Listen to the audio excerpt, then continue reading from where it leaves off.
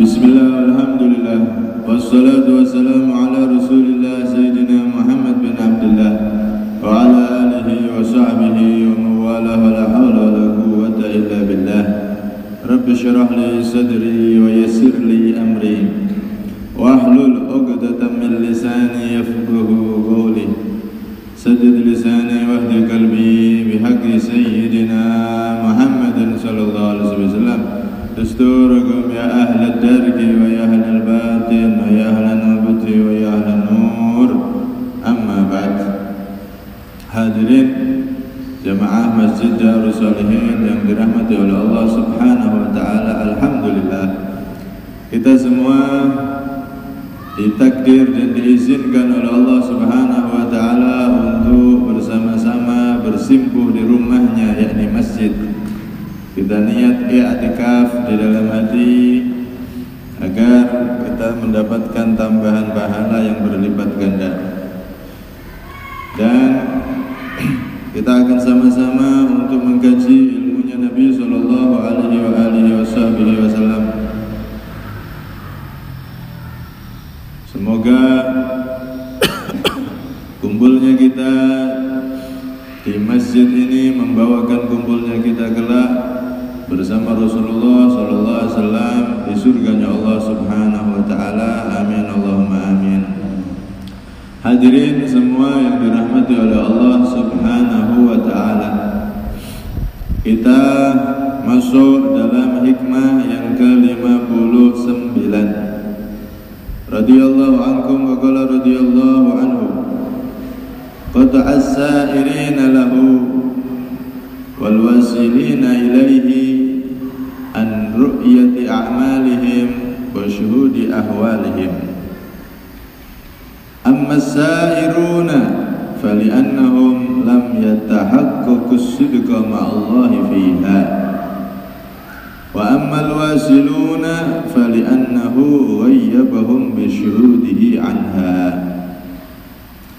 Al-Imam Ibn Athaillah As-Sakandari radhiyallahu anhu di dalam nasihat dan hikmahnya ini beliau menyatakan qata as-sa'irina lahu.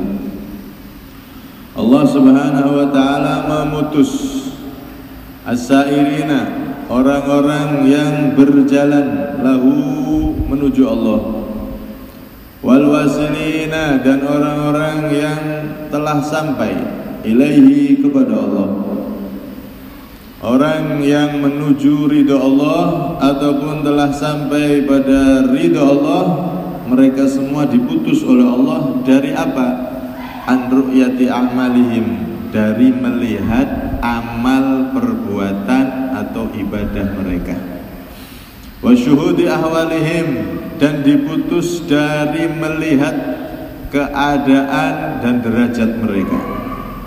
Artinya orang yang menuju ridha Allah ataupun sudah sampai kepada ridha Allah, yakni hamba-hamba Allah yang telah bertaubat dan berusaha meraih ridha Allah, itu mereka akan diputus dari melihat amal ibadahnya. Sebagaimana kemarin diberi pertolongan oleh Allah, mereka enggak melihat amal ibadahnya sehingga tidak berbangga diri dengan amal ibadahnya, sehingga mereka benar-benar bisa sampai kepada ridhonya Allah Subhanahu wa taala, tidak putus di tengah jalan.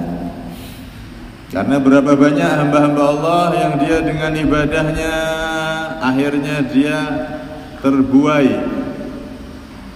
dan dia terhalangi untuk sampai kepada Allah karena sebab bangga diri terhadap amal perbuatannya. Nauzubillah min dzalik. Wa amma as-sa'iruna, diteruskan oleh beliau, orang-orang yang masih berjalan menuju ridha Allah, fali'annahum lam yatahaqqaqu sidqa ma'allahi fiha, karena mereka belum benar-benar bersungguh-sungguh kepada Allah Subhanahu wa taala di dalam amal mereka. Artinya orang yang masih berjalan menuju ridha Allah itu masih belum maksimal, masih banyak kekurangan. Wa amal wasilun, adapun orang-orang yang telah sampai kepada ridha Allah, fali'annahu ghayyabahum bisyudihi anha, karena maka mereka Allah tenggelamkan untuk melihat kemuliaan Allah, anugerah Allah daripada melihat amal ibadah mereka. Hadirin yang dirahmati oleh Allah Subhanahu wa taala, manusia itu ditugaskan oleh Allah tak lain di muka bumi ini adalah untuk beribadah. Wa ma khalaqtul jinna wal insa illa liya'budun. Tidak aku ciptakan manusia dan jin kecuali hikmah penciptaan mereka adalah untuk beribadah, untuk mengabdi kepada Allah Subhanahu wa taala. Sampai kapan kita mengabdi ibadah kepada Allah? Wa'bud rabbaka hatta ya'tiyakal yaqin. Wa'bud, sembahlah engkau rabbaka kepada Tuhanmu, terus sembah Tuhanmu, terus ibadah kepada Allah, terus mengabdi kepada Allah, hatta ya'tiyakal yaqin, sampai datang kepadamu al-yaqin. Yakin menurut ulama ahlul dhahir yaitu kematian. Jadi kita ibadah itu enggak ada habisnya. Sampai kapan? Ya sampai mati. Jangan sampai berhenti. Ada yang mengatakan yakin di sini menurut ahlul batin, ulama yang ahli batin. Terus sembah kepada Allah, terus menyembah Allah, terus ibadah kepada Allah sampai engkau mengenal betul-betul kepada Allah, ma'rifat, betul-betul engkau dekat kepada Allah. Jadi kekasihnya Allah Subhanahu wa taala. Nah, di antara manusia-manusia ini yang mereka serius beribadah kepada Allah, serius mengabdi kepada Allah, ada tingkatannya. Sama seperti orang kuliah misalkan, ngambil jurusan apa? Jurusan kedokteran. Itu kan terbagi dua. Ada yang masih menuju kedokteran, menuju gelar kedokteran, alias dia masih kuliah belum lulus. Ya kan? Ada yang sudah lulus jadi dokter. Dua-duanya ini, baik yang masih kuliah menuju gelar dokter atau yang sudah bergelar dokter, dua-duanya sama, harus fokus satu apa? Yaitu bidang kesehatan. Dia harus tetap fokus di situ. Dia masih kuliah, ya harus belajar tentang kesehatan serius. Dia sudah lulus jadi dokter juga sama. Dia harus serius ngurusi bidang kesehatan. Kalau perlu ciptakan penemuan-penemuan yang bagus, obat-obat yang mujarab untuk tambah lebih cepat itu para pasien sembuh. Fokus dalam tugasnya yaitu kesehatan, bidang kesehatan, memajukan kesehatan. Kan begitu seharusnya. Begitu juga di antara hamba Allah ini ada yang masih menuju, ada yang masih di jalan menuju untuk sampai ridhonya Allah. Ada yang sudah sampai di ridhonya Allah. Ibarat orang tadi sudah jadi dokter dia. Nah, orang yang sudah sampai di ridhonya Allah, mereka lah yang dijuluki waliullah, kekasih-kekasihnya Allah. Nih. Antara orang yang menuju ridhonya Allah dan orang yang telah sampai kepada ridho Allah, yaitu para walinya Allah, itu mereka sama.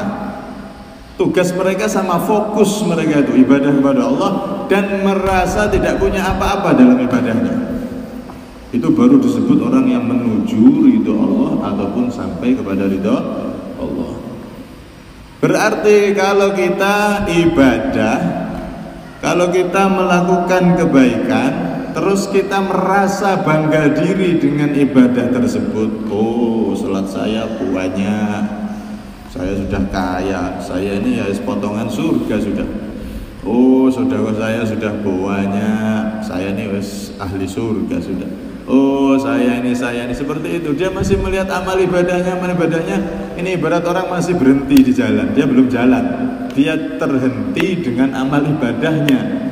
Dia tidak semakin naik derajatnya di sisi Allah, tapi dia malah berhenti di situ. Malah bisa jadi dia akan jatuh martabatnya, derajatnya di sisi Allah Subhanahu wa taala. Kenapa? Karena sebab bangga diri dengan amal ibadahnya.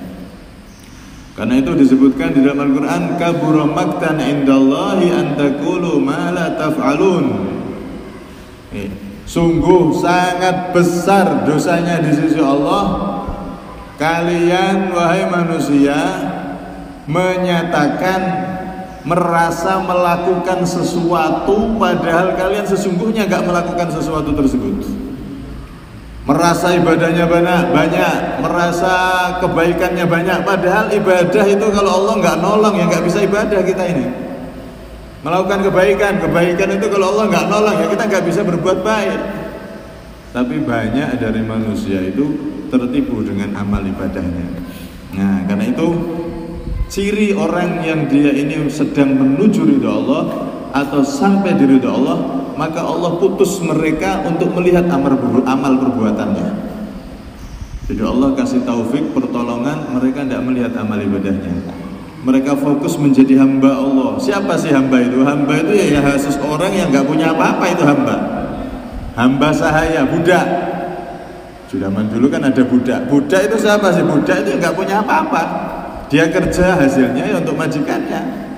Begitu juga kita di sisi Allah, di hadapan Allah, walaupun amal ibadah kita itu banyak, tapi itu semua adalah pemberian nikmat dari Allah, sehingga jangan sampai kita merasa sudah memiliki segalanya, apalagi sudah merasa jadi ahli surga, apalagi Allah itu ya harusnya memasukkan saya surga karena amal saya sudah banyak. Tidak, jangan seperti itu.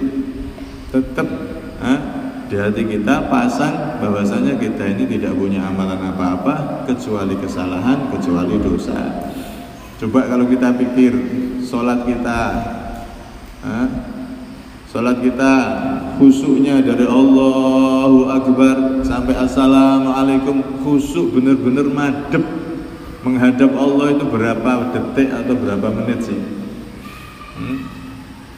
Padahal Allah itu nggak menerima sholat illa ma'aqala minha, kecuali sesuatu yang dia khusyuk di situ. Sholat itu tidak diterima sama Allah keseluruhannya, kecuali saat-saat kita khusyuk. Kalau pas kita khusyuknya pas rukuk, ya rukuknya tok itu yang diterima sama Allah. Pahala rukuk dapat. Kalau kita khusyuknya ketika sujud, ya sujudnya itu yang berpahala. Yang nggak ada khusyuknya nggak ada pahala. Karena itu repot kalau kita sholat sendiri itu. Kalau diteliti, kalau kita sholat sendiri, ya itu konsekuensinya seperti itu. Yang khusyuk dapat nilai, yang tidak khusyuk nggak dapat nilai, nggak dapat pahala. Karena itu dianjurkan berjamaah.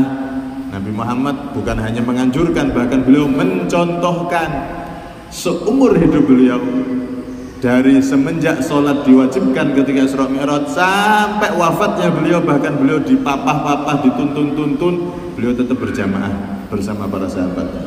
Tidak ada satupun hadis yang menunjukkan atau yang meriwayatkan, menceritakan Nabi Muhammad sholat sendiri, itu tidak ada. Kenapa?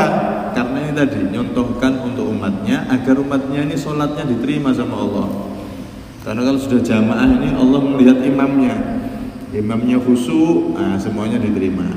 Kalau dilihat imamnya nggak khusyuk, maka dilihat paling kanan, barisan paling kanan, itu ada khusyuk, diterima semua.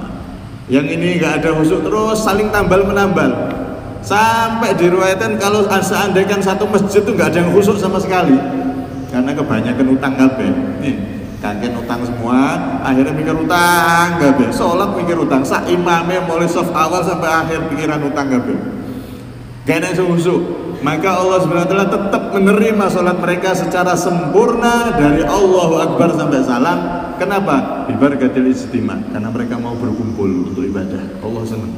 Kumpulnya tok itu menjadikan sholat itu diterima keseluruhan oleh Allah Subhanahu wa Ta'ala. Itu faedah hikmah daripada berjamaah. Karena itu kita ini kalau mau meneliti ibadah kita itu banyak kekurangannya, sehingga selesai ibadah ya astagfirullah, selesai sholat astagfirullah. Karena ibadah kita itu kalau mau kita unggulkan itu dari mana, sisi mana gitu. Sholat ya banyak khusyuk, sholat ya mungkin masih banyak yang salah dan kekurangan ini itu macam-macam. Puasa ya sama aja, yang puasa cuma mulutnya nggak makan nggak minum, tapi mata masih melihat yang haram, tangan masih mengambil yang bukan haknya, kaki masih melangkah ke tempat yang tidak diridhoi oleh Allah, dan seterusnya. Kita ini kalau lihat ibadah-ibadah ini kita teliti itu, ya Allah, pantas atau dibayar surga sama Allah? Seakan-akan tidak pantas. Nah, karena itu bagaimana kita seorang hamba ini berbangga diri dengan amal ibadah kita? Toh amal ibadah kita itu sangat banyak kekurangannya di sisi Allah Subhanahu wa Ta'ala. Karena itu fokuslah jadi hamba Allah, Apa fokusnya hamba itu? Beribadah dan terus merasa kurang di sisi Allah Subhanahu wa taala, terus minta ampun sama Allah Subhanahu wa taala. Jaga kewajiban, tapi jangan merasa bangga dengan ibadah-ibadah kita. Tetap astagfirullah, saya banyak kurangannya ya Allah. Saya sholat saya banyak kurangnya ya Allah. Saya puasa saya aduh banyak kurangnya ya Allah. Terimalah hambamu yang penuh kekurangan ini ya Allah, karena segala kekurangan yang bisa menambah hanya Engkau ya Allah. Sehingga kita tidak berbangga dengan amal ibadah kita, tidak berbangga dengan kebaikan kita, tidak berbangga dengan jasa-jasa yang telah kita lakukan terhadap umat misalnya. Tidak. Kita tahu kita ini hamba Allah, yang kita miliki hanya kesalahan dan kekurangan. Karena itu Allah Subhanahu wa taala akan memutus dari hamba-hambanya yang sedang berjalan menuju ridha Allah, ataupun hamba-hambanya yang sudah sampai pada ridha Allah. Ibarat orang yang kuliah kedokteran tadi, dia sudah bergelar dokter. Orang ini sudah sampai pada ridhonya Allah, yaitu waliullah, orang-orang yang dicintai oleh Allah. Kalau orang-orang yang dicintai oleh Allah, bukan hanya yang wajib-wajib yang dijaga. Mereka orang yang sudah sampai kepada Allah itu disebutkan fokus dalam ibadah itu fi kulli ahyani, di setiap waktunya. Mereka gunakan waktunya full untuk ibadah. Ibadah sudah jadi hobinya. Itu tanda-tanda orang sudah sampai pada ridhonya Allah. Cuman nggak ada satupun wali yang merasa dia itu wali. Nggak ada satupun orang yang sudah sampai ridhonya Allah merasa dia ini orang yang paling diridhoi oleh Allah, paling dicintai oleh Allah. Enggak. Tapi bagi kita bisa melihat itu, orang-orang yang seperti itu. Ciri khasnya apa? Mereka memanfaatkan waktu maksimal untuk ibadah kepada Allah. Ini sudah wasiluna ilaih, orang sudah sampai kepada Allah. Sampai-sampai dikatakan oleh Imam Abu Sulaiman rahimahullah, law wasalu ma raja'u, yakni ilal kasal war rahat al mubahat. Law wasalu ma raja'u. Ciri khas orang yang sudah sampai kepada ridhonya Allah itu mereka nggak akan kembali bermalas-malasan. Jadi ibadahnya giat, full, hidupnya itu mulai bangun sampai tidur lagi hanya untuk Allah. Bahkan dia kerja pun, dia dagang, dagangnya untuk Allah, sehingga tidak nipu, tidak ngurangi timbangan, tidak berbohong, nggak sumpah palsu, tidak, karena dia dagang niatnya untuk Allah. Sekilo ya sekilo, nggak dikurangi timbangannya, enggak. Kemudian ini ada aibnya, dagangan saya ini ada kekurangannya, ini loh kekurangannya, aibnya, nggak ditutup-tutupin, enggak. Ini busuk, yang ini semuanya. Dia berdagang semua untuk Allah, dan ketika nggak ada orang beli, dia pun gunakan waktunya untuk Allah, berzikir, baca sholawat, membaca Al-Quran, dan seterusnya. Waktunya tidak pernah kosong untuk Allah Subhanahu wa ta'ala. Ini ciri-ciri orang yang sudah sampai kepada Allah. Dia benar-benar memaksimalkan waktu. Badannya boleh sibuk, tapi mulut masih bisa ibadah. Mulutnya bisa zikir la ilaha illallah, Allahumma shalli ala Muhammad, sambil kerja Allahumma shalli ala Muhammad. Dia bisa zikir dan dia tidak menyia-nyiakan waktu dan kesempatan tersebut. Orang yang benar-benar menggunakan waktunya maksimal dan dia merasakan nikmat di dalam ibadahnya kepada Allah Subhanahu wa ta'ala. Nah, kita kan tidak ibadah ya alhamdulillah, cuman maksiat ya alhamdulillah bisa menghindari walaupun masih kadang-kadang terpeleset. Cuman banyak waktu kita itu yang kita gunakan tidak manfaat kadang-kadang. Tidur-tiduran, sambil ini itu. Kadang-kadang waktu kita banyak yang digunakan tidak bermanfaat. Padahal kalau berzikir astagfirullah atau la ilaha illallah atau subhanallah atau baca salawat Allahumma shalli ala Muhammad sallallahu ala Muhammad, mulut kita ini kalau kita gunakan satu kalimat ngangkat derajat di sisi Allah. Kita semakin dekat sama Allah, semakin mulia di sisi Allah dengan mulut kita kalau kita gunakan di waktu-waktu yang kita senggang di situ. Al-wasilun, orang-orang yang sudah sampai kepada Allah, mereka tenggelam di dalam berkhidmah dan mengabdi kepada Allah, alias semua waktunya maksimal untuk Allah Subhanahu wa ta'ala.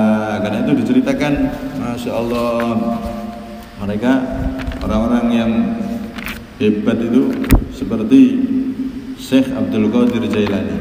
Ya, siapa yang gak kenal beliau? Beliau itu pernah 25 tahun di daerah Irak menyendiri beribadah kepada Allah Subhanahu wa taala 25 tahun.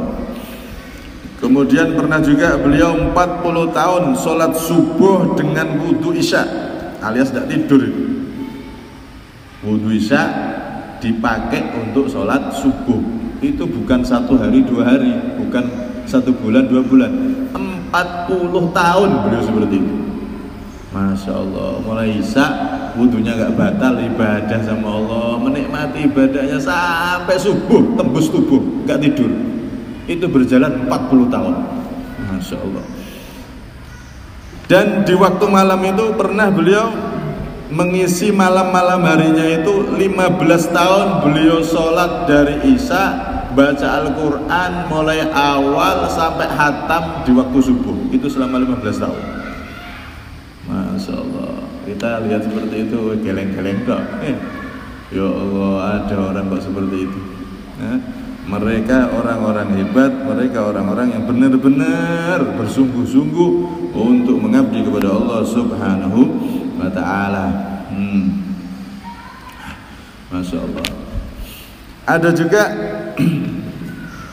mereka itu saking menjaga hati biar tidak bangga diri dengan ibadahnya. Ini kan rawan Pak, kita sholat istiqomah tahajud setahun aja, jangan kan setahun, sebulan 2 bulan istiqomah tahajud tiap malam bisa nangis, ya Allah ampun saya bisa nangis. Itu kadang-kadang masuknya di hati, Masya Allah, kamu ini sudah jadi orang istiqomah, kamu ini sudah jadi orang dicintai sama Allah, kamu ini sudah jadi orang soleh, kamu ini dibisikkan oleh setan dalam hati agar kita bangga diri dengan amal ibadah kita.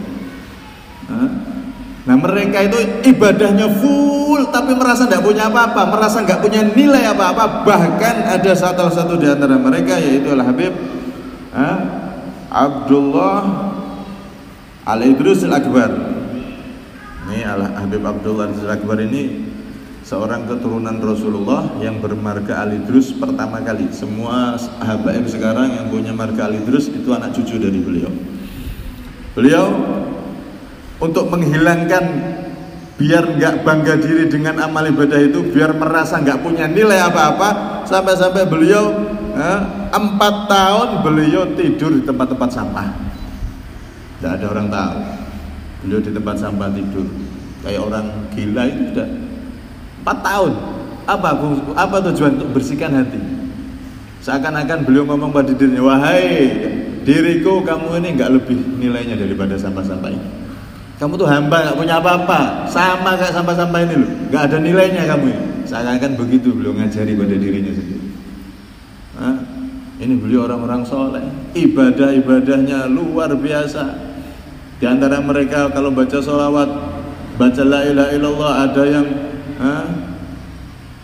sekian ribu, ada yang bacanya 25.000 sholawat la ilaha illallah 25.000, ada yang baca sekian ratus ribu. Setiap saatnya ibadah sama ibadahnya full, hebat, banyak, tapi merasa tidak punya apa-apa, bahkan tidak punya nilai, merasa dirinya nggak bernilai lebih daripada sampah-sampah. Masya Allah, ini bentuk penghambaan terhadap Allah yang luar biasa. Gak kayak kita, ya. Kita orang yang tidak punya ibadah sedikit sudah, wah saya ini mulia, wah saya ini ulama, kiai, mau nggak hormat sama saya, kualat kan. Merasa bangga diri. Itu kita. Tapi kalau mereka enggak, mereka orang-orang yang berhasil ibadahnya full, maksimal, tapi merasa enggak punya amal. Masya Allah, radhiyallahu anhum ajma'in. Karena itu kita di sini belajar untuk menjadi rombongan mereka, orang-orang yang masuk, yang benar-benar menghamba kepada Allah. Mereka ibadahnya yang wajib dijaga, bukan hanya yang wajib ditingkatkan dengan yang sunnah, berjamaah ditingkatkan dan seterusnya, tapi mereka merasa tidak punya apa-apa. Karena itu sungguh benar disebutkan dalam salah satu perkataan, man dhanna annahu bi syai' fa huwa la bi syai', wa man dhanna annahu la bi syai' fa huwa bi syai'. Barang siapa yang merasa punya sesuatu, punya amalan, punya ibadah, maka sesungguhnya dia enggak bernilai di sisi Allah. Tapi sebaliknya, barang siapa yang merasa nggak punya sesuatu, nggak punya amalan, nggak punya apa-apa, saya ini hamba yang nggak punya apa-apa. Kalau nggak dikasih Allah, saya nggak punya apa-apa. Nggak ada yang bisa saya banggakan, nggak ada apa-apanya saya.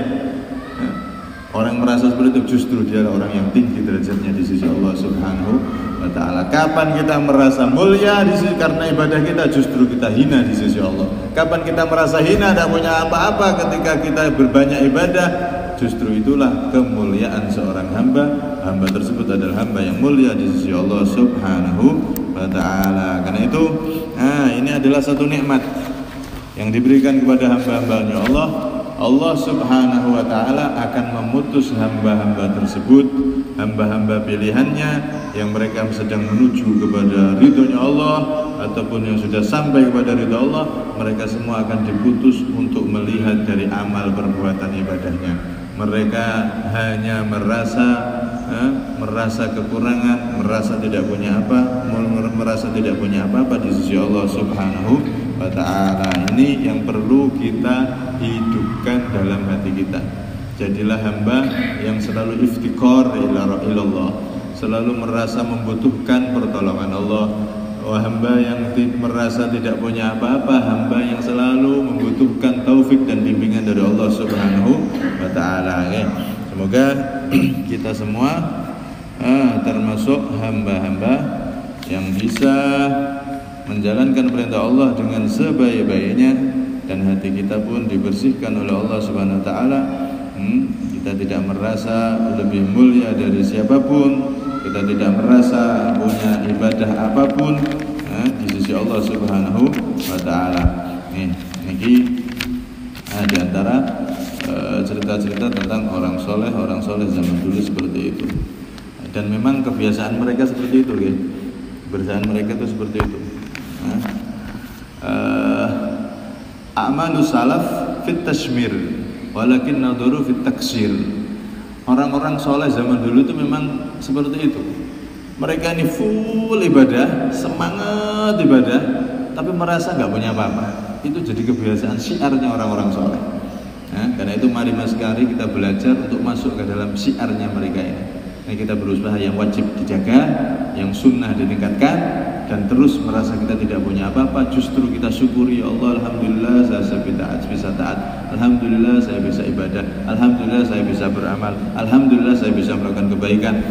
Dan lihat itu semua adalah anugerah, nikmat, pemberian dari Allah Subhanahu wa Ta'ala. Bukan kita yang melakukan, tapi itu adalah murni anugerah dari Allah Subhanahu wa Ta'ala. Kita diambil oleh Allah, badan kita dijalankan oleh Allah untuk bisa ibadah, badan kita dijalankan oleh Allah untuk bisa beramal baik. Sungguh bukan berarti kita membanggakan amal kita, tidak, tapi justru kita merasa terima kasih sama Allah, Engkau telah menjadikan badanku yang penuh dosa ini untuk bisa ibadah kepadamu, dan seterusnya. Sehingga kita nggak terjadi sombong, ujub, bangga diri terhadap amal ibadah kita. Semoga kita termasuk hamba-hamba Allah tersebut yang selalu dibimbing oleh Allah untuk selalu berjalan menuju ridhonya Allah, dan sampai kita kepada ridhonya Allah Subhanahu wa Ta'ala, bisa berkumpul dengan para orang-orang soleh, berkumpul bersama pemimpin orang soleh kelak di hari kiamat bersama Nabi Muhammad sallallahu alaihi wasallam.